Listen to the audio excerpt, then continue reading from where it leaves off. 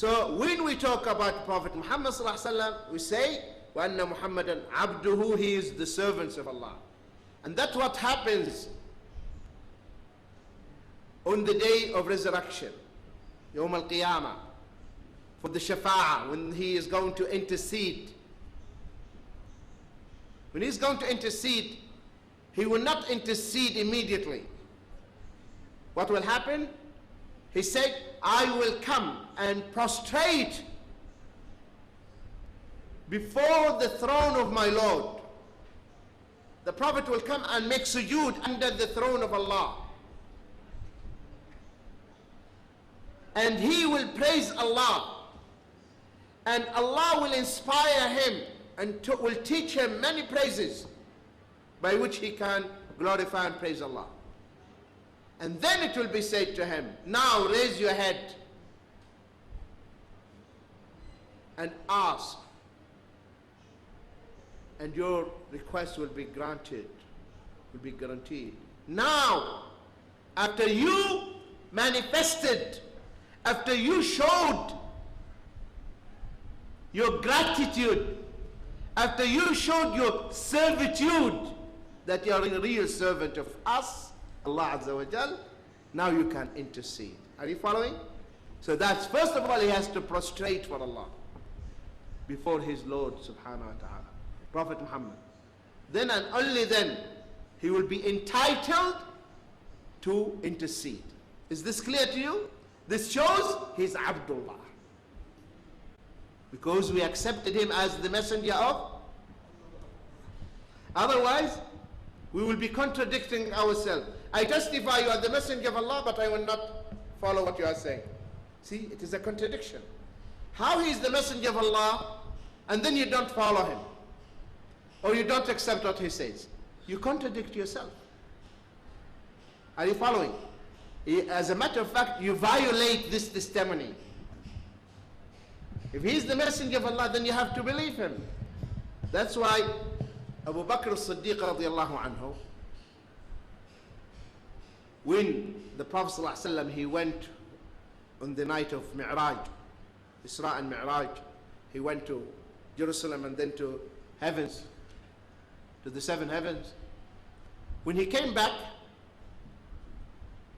he told the mushriks in the morning that last night I went to Jerusalem and I came back. The mushriks could not believe and they started laughing. Say, what nonsense are you talking? What are you? Something happened to you. For us, when we go to Jerusalem, it will take at least 1 month. And you are saying last night you went and came back? Ha ha ha. And Abu Jahl found this is a chance for him to ridicule the Prophet ﷺ. So he passed. Abu Bakr was not present when the Prophet ﷺ mentioned this to the mushriks, to the pagans. He was not present. So he passed by Abu Bakr and said, oh Abu Bakr, did you hear what your friend told us today? He said, no. He said that he went last night to Jerusalem and came back. He said that? He said, yes. Then he told, Abu Bakr said to Abu Jahl, he told you the truth. Sadaq. I have no problem, he's the messenger of Allah. He made no problem, which is logical, rational answer. He said, Abu Bakr, you know, he tells me things more than that. When I am with him, seconds, he would tell me, Jibreel came and told me this, and I accepted within seconds. So what is the problem if he went to Jerusalem over one night? It's easy. Number one. Number two, he didn't tell you that he went by himself. Allah took him. That's why the Quran says, Subhanalladhi asra bi'abdihi. Glory be to him who took his servant. Allah took him.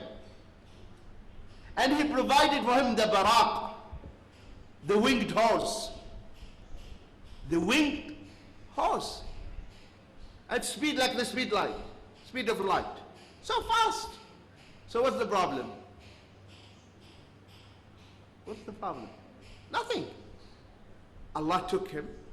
So the mushriks, You know, they raise the question. They say, okay. You say that you are telling us that you went last night. Fine. Describe the masjid to us. We've been there and we know. So tell us. Describe the masjid, Masjid al-Aqsa. Tell us. The Prophet ﷺ, he went at night. And he was not expecting such a question to go there and count the windows and the doors. He went there and he tied the horse and he led all the prophets and he went to heaven. But what happened? Jibreel brought the masjid like that in front of him. The Masjid al-Aqsa was brought by Jibreel and the Prophet ﷺ was describing the masjid to them. Are you following? So he's the messenger of Allah. And the proofs for his messengership, many. This Quran is the proof. Quran is the proof. This is the biggest miracle, the proof. For everyone who comes, what is the proof that Muhammad is the messenger? Is this book. Read it. This book that talked about the past, present, and future. So this is the evidence for his truthfulness. Besides the miracles which he performed, there are many miracles the Prophet ﷺ performed, and people witnessed and saw that, and this proved that he is the messenger of Allah Azza wa Jalla. Just mention one. A man entered the masjid and the Prophet ﷺ was giving khutbah. And the man said, "O Prophet of Allah, livestock," that means, the livestock means the sheep, the cows, the camels are dying because of drought. So ask Allah to send down rain. And the sky was clear. And the Prophet ﷺ, he raised his hands and he said, "Allahumma aghithna, Allahumma aghithna, Allahumma aghithna." Oh Allah, send rain upon us. And what happened? There was no single cloud. And all of a sudden, the whole sky was full of clouds. It started to rain. While the Prophet ﷺ on top of the pulpit, the minbar, giving the khutbah. And because the roof was made of wood, started to leak, and the drops of water, the droplets of rain were falling on his beard. And when he came down, his beard was always wet, almost wet with the rain. This proves what? He's the messenger of Allah. And the rain continued for 1 week. Hadith is authentic hadith. 1 week. The khutbah, the next week the man came, said, "O Prophet of Allah, our livestock are perished because of the rain. Our houses started to fall apart because they are made of mud. So ask Allah to hold it, to stop the rain." And the Prophet ﷺ again, he raised his hands. And he said, "Allahumma hawalayna wa la alayna. Allahumma ala al-akami wa al-dhirab wa manabat al-kala wal-ashb." He said, "Oh Allah, send the rain to the outskirts of Medina, around us, but not on us, around us." And he was doing like this. And he was moving his hand in the air, and the clouds were. His messengership, that he is the messenger of Allah, sallallahu alayhi wa sallam. So he's the messenger of Allah. So when he says something, we accept it. No hesitation. Because he's the messenger of Allah. And I want you, my dear brothers and sisters, when you hear the hadith of the Prophet ﷺ, imagine yourself, you are in front of him and he is telling you. Will you listen or not? When you read his hadith, imagine you are in front of him and he tells you do this. Will you do it or not? Apply them. Follow them. No argument. Because we have accepted him as the messenger of Allah Azza wa Jal. Is this clear? I'll give you one example. There was one of the Sahaba.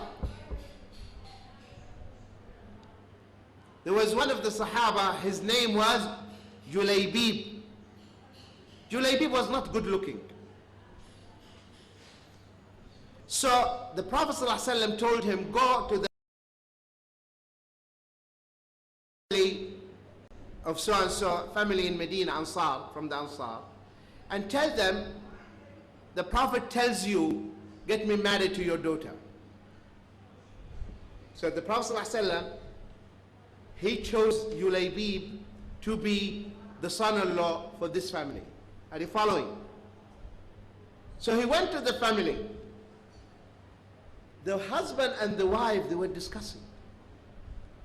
He said, okay, fine, but nobody else except you, you know, because of his looks. This daughter was listening.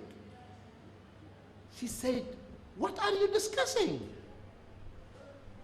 He has chosen this man for me. I have accepted him. I want this man as my husband.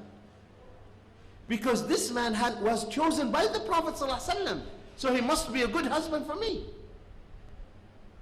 And you are discussing the choice of the Prophet? Are you following? So this is the Iman.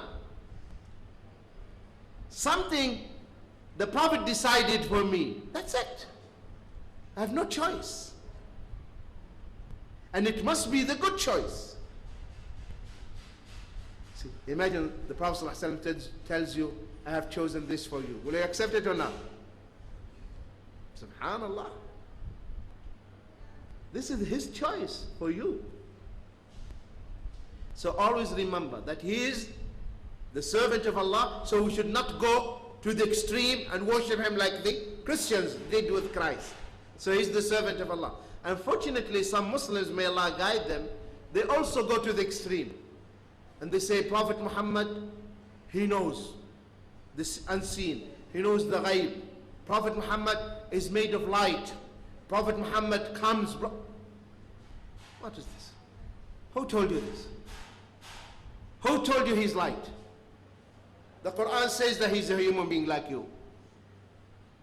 Only the malaika are created from light, not a human being. Some Muslims, they say Prophet Muhammad was created before anyone. That Prophet Muhammad was created before his father Adam. A big problem. That the child exists before the father. This is more complicated than Trinity. Of course. Some, they say Prophet Muhammad was the one with Musa, not Khidr that was Prophet Muhammad. What is this nonsense? This is what the Prophet Muhammad was warning us. Don't go to the extreme. Some Muslims today, they say, you know, they get together and they say this is dhikr. And then they get up, all of them, and they say the Prophet comes now. The Prophet comes, yes. Himself. Subhanallah. He comes out of his grave. Yes, he comes out of his grave. Why didn't he come when Uthman was under threat? Why didn't he come to save the life of Uthman? What is more important? To come to your circles or to save the blood of Uthman? Why didn't he come to stop Ali and Muawiyah from killing each other? What is more important? Why didn't he come to stop Aisha from going to Iraq? What is more important? See? People, they don't even use the common sense. They talk irrational. So this is what the Prophet ﷺ was warning us. Don't go to the extreme like those who preceded you, the Christians. And Muslims, they go to the extreme nowadays. regarding Prophet Muhammad sallallahu alaihi wasallam. And that's not love. The true love for Prophet Muhammad sallallahu alaihi wasallam is to follow him. To follow the Prophet sallallahu alaihi wasallam. To follow his sunnah. And you know what? The shayateen can deceive the people. You know Imam Abdul Qadir Jilani, rahimahullah. Imam Abdul Qadir Jilani is one of the scholars of Islam upon Kitab and Sunnah. Don't believe what the people are saying. And he was praying tahajjud at night, Imam Abdul Qadir rahimahullah. And the shaitan came to him and said, "Oh Abdul Qadir, you are my slave, you are my servant, and I am Allah. There is no need for you to pray anymore." And there was light. Light appeared and the voice came. But he was alim, imam. He knew it was the shaitan. He said, "By Allah, are you Allah?" No reply came. No voice. And after that the voice came back. "By Allah, you escaped. I cannot fool you. I cannot trick you. I have fooled many people because of this." People thought that really they saw Allah, or Allah was talking to them. When in reality, who was talking to them? Shaitan. The shaitan. And you will hear, for instance, some non-Muslim, they will tell you, this idol, he opens his eyes. And we've seen that. They will say, we've seen his eyes open, and he's moving his arm. And it can't be true. But who was moving the eyes? And who was moving the arm? What appeared to them? A shaitan is moving his arm, and they thought it is the arm of the idol. A shaitan moving his eyes, and they thought this is the eyes of the idol. Many, many years ago, in a place, I will not mention the name, they said the idol was drinking milk. And there was shortage in the country of milk. The idols were thirsty for milk. They put milk, it's gone. Milk, who was drinking the milk? Shaitan. Devils. To make you believe that it is the stone, the idol. In reality, it is the devils, the shayateen. See,